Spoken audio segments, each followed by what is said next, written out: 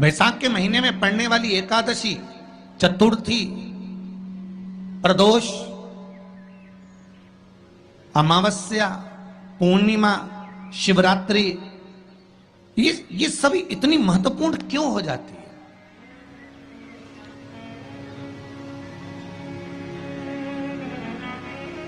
इसकी महत्वता इतनी प्रबल क्यों हो जाती है?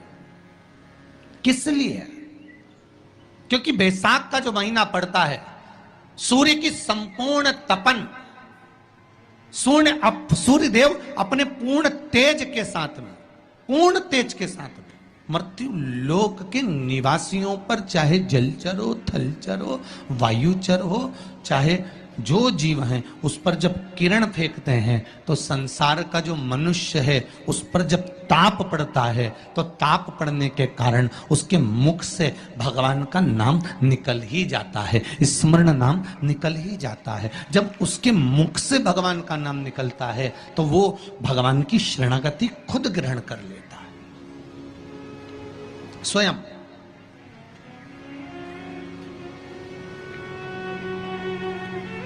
शरणागति ग्रहण कर लेना।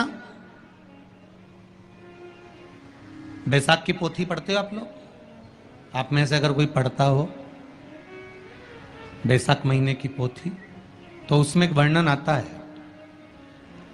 आपका एकादशी का व्रत रहेगा, जिस दिन आपकी प्रदोष रहेगी, जिस दिन आप सोमवार का व्रत करोगे, संकट सोमवार करोगे, जन्माष्टमी करोगे, रामनवमी करोगे, जिस दिन आपका व्रत रहेगा, आपको वैसे दिन कभी क्रोध नहीं आएगा। पर जिस दिन तुमने व्रत रखा, साधना करी, तप करा, पूजन करा, आराधना करी, उस दिन तुमको क्रोध जरूर आएगा, चिड़चिड़ प्रवृत्ति हो जाएगी। तो कई लोग कहते हैं भूखी होगी इसलिए क्रोध कर रही होगी।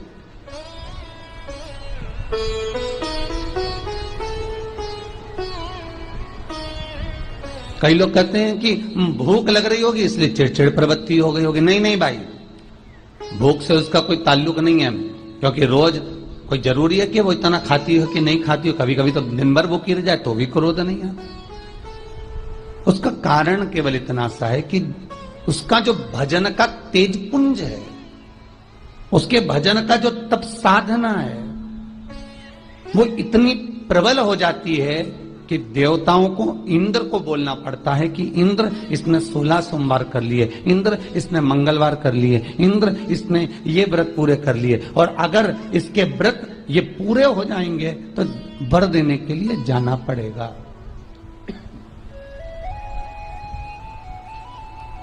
अगर इसके व्रत पूरे हो गए तो आशीर्वाद देने के लिए जाना पड़ेगा। इसके व्रतों को खंडित कर दिया जाए। तो व्रत को खंडित करने का सबसे सुंदर तरीका देवताओं के पास है कि जिस दिन व्रत हो, 2-3 व्रत अच्छे निकलते हैं और एक व्रत में इतना क्रोध आ जाता है कि सारा करा धरा पानी फिर जाता है। देवता क्रोध दिलाते। फिर क्या करना? तो शास्त्र कहता है कि जिस दिन आपका व्रत है उस दिन एक काम जरूर करना कि भगवान का मंत्र जाप कर कर, भगवान का स्मरण कर कर, कटोरी में जल लेकर, पात्र में जो जल रखा हो, पूजन पाठ करते समय, स्मरण करते समय वो जल का पान अवश्य करें।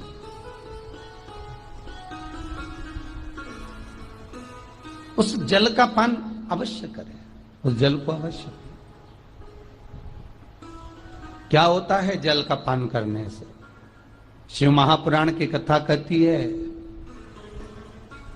चाहे आप हनुमान चालीसा पढ़ें, चाहे आप राम रक्षा स्तोत्र पढ़ें, चाहे आप देवी कवच करें, चाहे आपकी मर्जी पड़े, जो पाठ पूजन करें, बस एक निवेदन है, पूजन पाठ करते समय एक कटोरी में, तांबे के कलश में, एक गिलास में जल अपने नजदीक में जरूर रखें।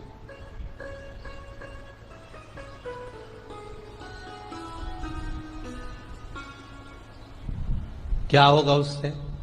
आप जितना पाठ करेंगे, आप जितना पूजन कर रहे हैं, आप जितनी आराधना कर रहे हैं, आप जितनी साधना कर रहे हैं, आप जितना तप कर रहे हैं, आप जितना हनुमान चालीसा, दुर्गा चालीसा, राम रक्षा स्तोत्र, यमुना अष्टक, गोवर्धन चालीसा, जो भी आप जप रहे हैं, जो भी आप सर्वोत्तम जी का पाठ करें, आप जिस भी पाठ को कर रहे हैं, उस पाठ को करते समय अगर जल तुम्हारे पास में रखा हुआ है तो तुमने जब पाठ किया तो उसका जो तात्विक अंश है वो जल के अंदर जाएगा, और वो जल जब हम ग्रहण करेंगे तो दशमी, ग्यारस और द्वादशी, दशमी, एकादशी और द्वादशी। एकादशी का व्रत, दशमी की रात्रि को जो आप भोजन करें वो सात्विक करें, एकादशी के दिन भोजन ना करें, अन्न का भाग ग्रहण ना करें, अन्न का भाग ग्रहण ना करें।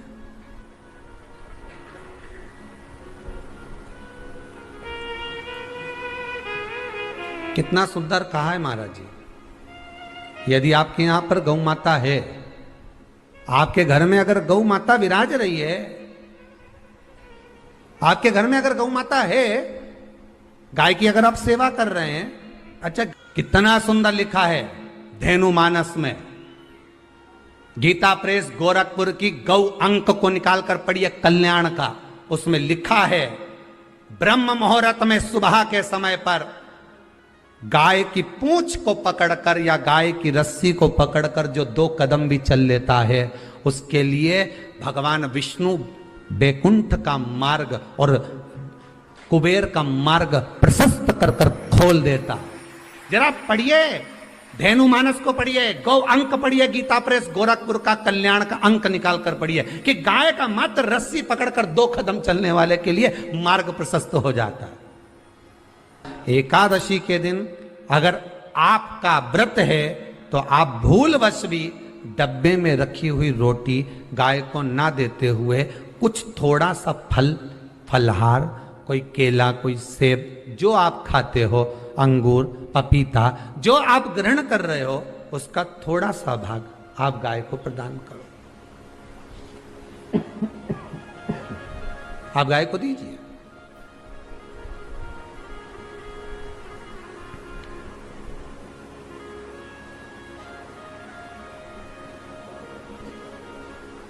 थोड़ा सा भाग आप गौ माता को प्रदान करो, थोड़ा सा।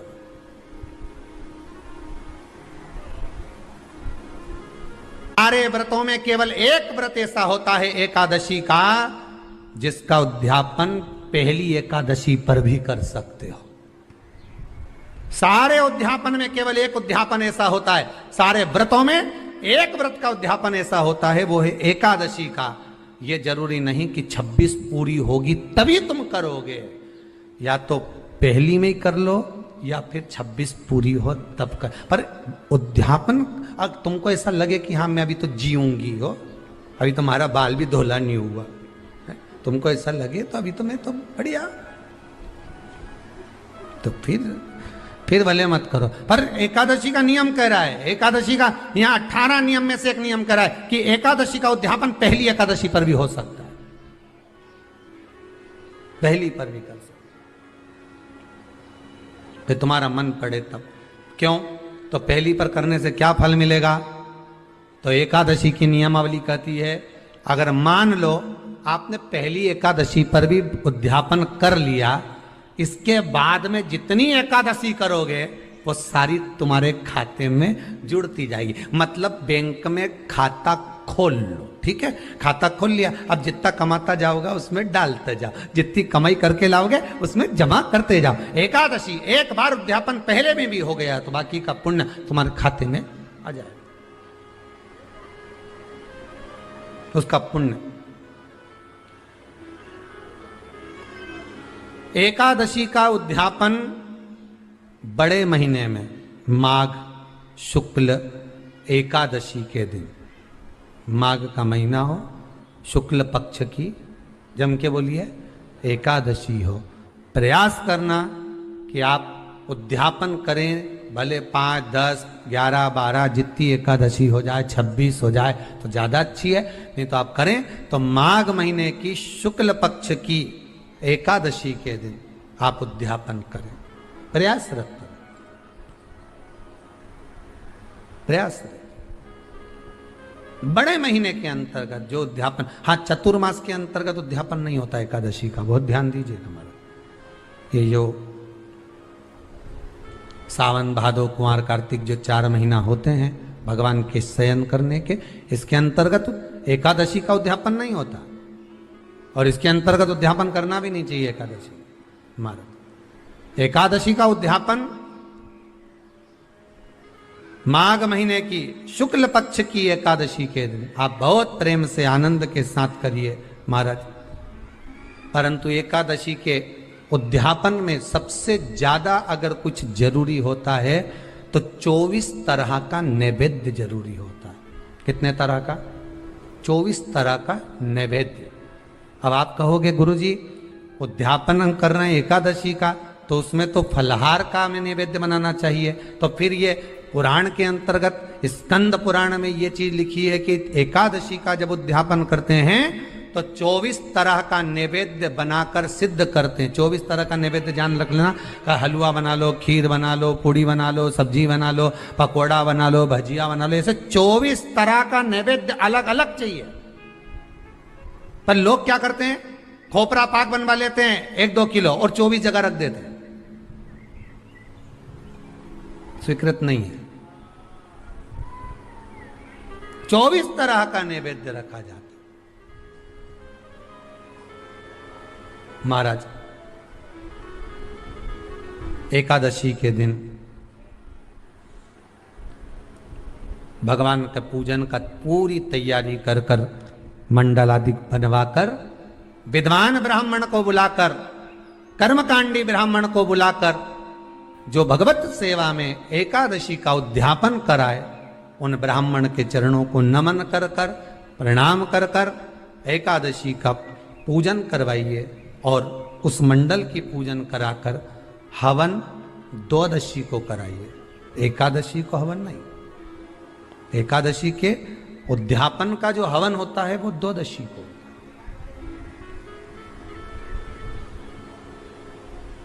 एकादशी का उद्यापन द्वादशी को बड़े प्रेम से आप खूब आनंद से हवन पूजन कराओ। पूजन कराने के बाद, हवन कराने के बाद 26 जोड़े ब्राह्मण ब्राह्मणी के बुलाकर भोजन कराकर उनको भाव से जो आप समर्पित कर सकते हो, जितनी आपकी सामर्थ्यता हो, उस सामर्थ्यता के अनुसार आप दान धर्म पुण्य करो, आप उन्हें प्रदान करो। और बन सके तो एकादशी की रात्रि को भी जागरण करें और द्वादशी के दिन जिस दिन हवन करें उसकी भी रात्रि को कुछ जागरण करें। जागरण का मतलब पहले भी कथा में कहा, प्रदोष की कथा में वर्णन किया था। हम ये नहीं कहते कि तुम पूरी रात जगो।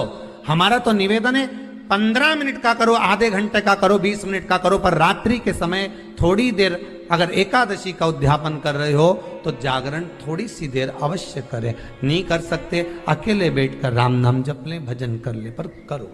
कि नारी के मुख से अगर एक बार निकल जाए कि मेरी जिंदगी तुमसे विवाह कर कर बेकार हो गई, उस समय नारी का साथित्व समाप्त हो जाता है। इसलिए माताओं आपसे निवेदन है, जिंदगी में सारी लड़ाई लड़ना, सब कुछ बोलना, पर अपने पति से यह मत कहना कि तुमसे विवाह कर कर मेरी जिंदगी बेकार हो गई। क्योंकि विवाह तुमने किया है पर भाग्य उसने लिखा है। भाग्य लिखने वाला वो है। और आपसे फिर निवेदन करूंगा, राम मंदिर जाओ, कृष्ण मंदिर जाओ, शिव मंदिर जाओ, भवानी के मंदिर जाओ, तुम्हारे 33 कोटि देवताओं के मंदिर चले जाओ, गणेश जी के मंदिर जाओ, तुम्हारी मर्जी पड़े उस देवता के मंदिर जाना, कोई तुम्हारा भाग्य नहीं बदल सकता। जो तुम्हारी किस्मत में लिखा है वो तुमको भोगना पड़ेगा। तो बदलेगा कौन? तो उसका भी प्रमाण हमारे यहां शिव महापुराण कहती है। एक पारो नाम की विधवा स्त्री थी।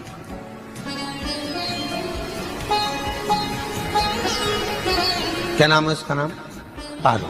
विधवा है, पति नहीं है, एक बेटा है। और विधवा स्त्री जो थी वो गर्भ से थी, उसका संतान नहीं हुई थी, पति मर गया था, वो गर्भावस्था में बेटा रह गया और पति चले गए। पारो बड़ी दुखी थी, भगवान का भजन करती बहुत, घर में कुछ भी नहीं था। जो व्यापारी, जो धन था उसके पति का, वो सब लोग खा गए। जब जैसे व्यक्ति जब तक जीवित है तब तक संसार उसका है, जैसे ही वो गया उसका सारा धन भी उसके साथ चला गया। व्यापार धन रो। पारो आंखों से अश्रु बहता है, नैनों से जल बहता है, नैनों से बिंदु बहता है, और पारो की आंखों से जब आंसू बह रहा है, अश्रु निकल रहा है, जल बह रहा है। बेटे को जन्म दिया, उसने सोचा अपनी जिंदगी तो बेकार हो गई, पर बेटा जन्म लिया तो इसका नाम अच्छा रख दूं तो हो सकता है भाग्य आगे अच्छा हो। तो उसने उसका नाम भाग्य सिंह रख दिया। क्या नाम रखा? भाग्य सिंह। भाग्य अच्छा रहेगा इसका, तो हो सकता है कुछ अच्छा कर ले।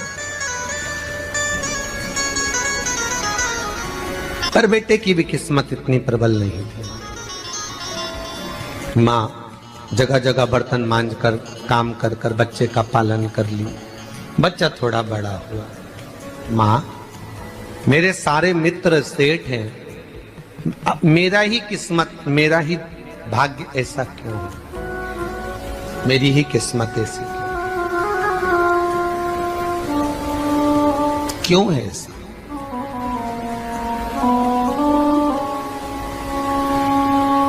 माँ, मेरी किस्मत में इतना दुख क्यों लिखा है? माँ, भोजन तक हमको समय पर नहीं मिलता, हमारा भाग्य ऐसा क्यों है? माँ, हमारी किस्मत ऐसी क्यों है?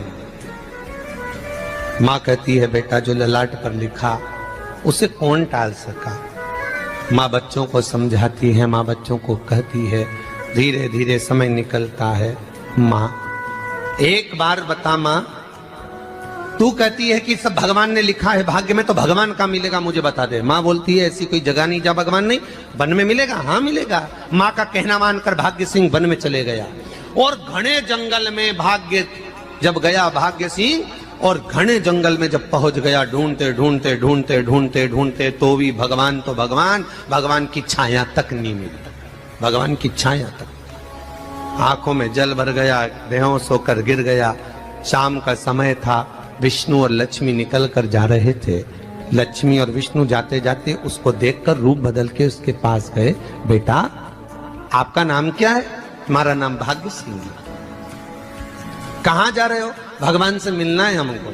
क्या काम है तुम्हें भगवान से? भगवान से पूछना है कि मेरी किस्मत ऐसी क्यों बनाई, मेरी किस्मत में गरीबी क्यों लिखी, मेरे भाग्य में इतना दुख क्यों लिखा। मुझे भगवान से पूछना है कि मेरी किस्मत ऐसी क्यों बनाई, मेरी किस्मत में इतना दुख क्यों लिखा, इतनी।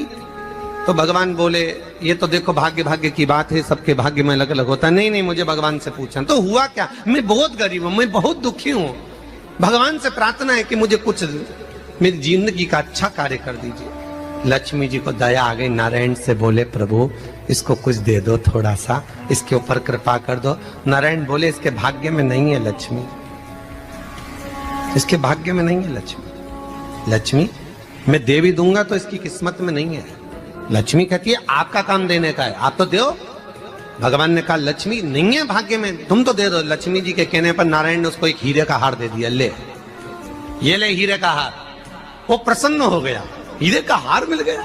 और हार लेकर वो चला, और चलते चलते उसने सोचा मेरी मम्मी को दूंगा, मेरी माता को दूंगा, माँ बड़ी प्रसन्न हो जाएगी। हीरे का हार लेकर जा रहा था। हार ले जाते उसको रास्ते में, इतने में उसको तुरंत उसी समय पर कहीं सोचादि कर्म के लिए जाना पड़ा।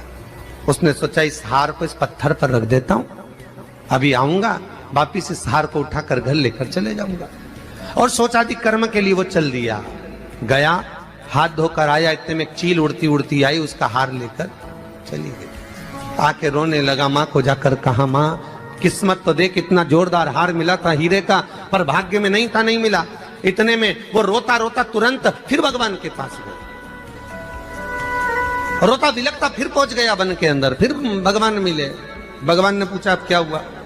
प्रभु मेरा हार तो वो हीरे का, मेरा हीरे का हार ले गई चील। भगवान बोले, देख भैया, हम तो तेरी किस्मत में था, वो कर दिया, अब आगे तू एक काम कर, ब्रह्मा जी से जाके मिल। ब्रह्मा जी कहाँ मिलेंगे? यहां से आगे जा, ब्रह्मा मिल जाए।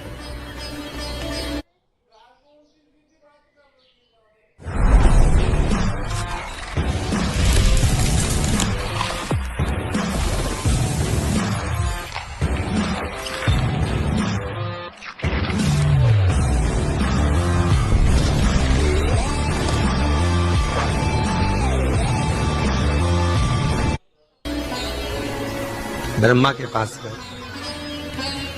ब्रह्मा जी ने कहा, क्या हुआ? ब्रह्मा जी, मेरे भाग्य में गरीबी लिखी है, कुछ अच्छा कर दीजिए।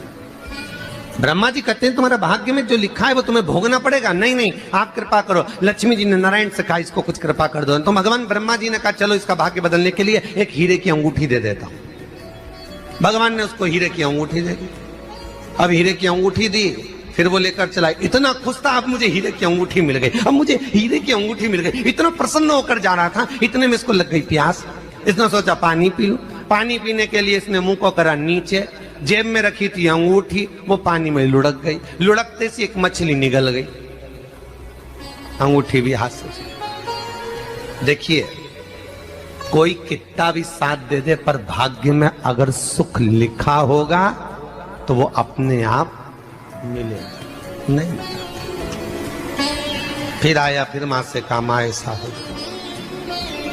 मां ने कहा, चल जाने दे, तू रोज रोज बहाना बना के चले जाता है, दिन भर इधर उधर घूमता रहता है, शाम को आता है और बहाने बना के कहां की स्टोरी सुनाता रहता है, ना जाने कहां की कहानियां सुनाता रहता है। चल काम पे जा, कुछ काम कर तो भाग्य बदलेगा। नहीं नहीं मां, मैं सत्य बोल रहा हूं। नहीं माना, फिर चले गया। नारायण ने कहा, एक काम करो, अब तुम शंकर जी के पास जाओ। शिव जी के पास गए। भोलेनाथ जी ने उसको हीरे की पोटली दे दी। वो हीरे की पोटली ले जाकर अब की बार सोचा कहीं रुकूंगा ही नहीं, सीधे घर गया। मम्मी को याद करा, माँ नहीं थी। उसने एक लोटे के अंदर हीरे रख दिए। मैं माता को ढूंढ के आता हूँ। माँ को ढूंढने गए, इसमें चोर घुस गए घर के अंदर, लोटा ही ले गए हीरे का। फिर आके देखा, फिर माँ ने कहा, फिर बहाने बनाया तूने, फिर स्टोरी सुने, फिर कहानी सुने। माँ, मैं सत्य कह रहा हूं, सत्य कह रहा हूं। आखिरी में हार गया। फिर भगवान विष्णु और ब्रह्मा ने एक ही बात कही, तू शंकर के मंदिर की चौखट पर जा। वहां क्या करना पड़ेगा मुझे? कुछ मत करना, केवल उसकी चौखट पर जाकर उसका दीदार करना, उसका दर्शन करना। उससे क्या होगा? भगवान विष्णु और ब्रह्मा कहते हैं 33 कोटि देवताओं के पास जाएगा तो कुछ नहीं होने वाला, पर शंकर के दरवाजे पर भाग्य देवी रोज प्रतिदिन झाड़ू लगाती है। कौन झाड़ू लगाती है? भाग्य देवी। आपसे निवेदन है, बहुत सुंदर कथा है, इससे समझना कि विष्णु, ब्रह्मा, राम, कृष्ण आदि 33 कोटि देवताओं के पास तुम चले जाओ, कोई तुम्हारा भाग्य नहीं बदल सकता। हाँ, अगर भाग्य देवी का तुम स्मरण करो, किसी मंदिर में जाना तो ये भगवान से कहना, भगवान लक्ष्मी दो। भगवान से लक्ष्मी मत मांगना, भगवान से कहना मेरा भाग्य ऐसा कर दो, या भाग्य देवी की कृपा मुझ पर बरसा दो, जिससे मेरा भाग्य बदल जाए, कुछ अच्छा हो जाए मेरी जिंदगी में। तो जाके शंकर के मंदिर के बाहर खड़े हो, भाग्य देवी मां झाड़ू लगाती है, भाग्य देवी उनकी चौखट पर बैठी रहती है। तू जा, उससे क्या होगा?